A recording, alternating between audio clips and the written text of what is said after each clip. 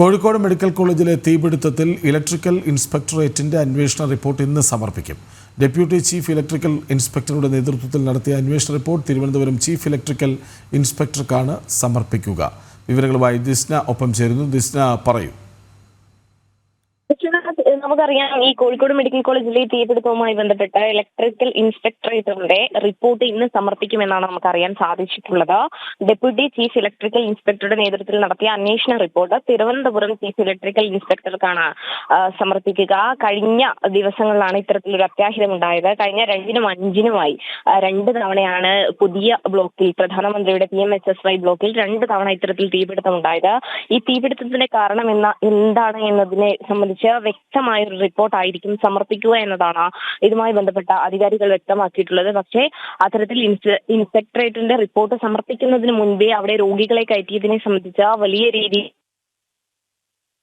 സാഹചര്യമുണ്ടായിരുന്നു. ഈ സാഹചര്യത്തിലാണ് ഇപ്പോൾ റിപ്പോർട്ട് സമർപ്പിക്കുവാൻ ഒരുങ്ങിയിരിക്കുന്നത്. കൃഷ്ണരാജ്.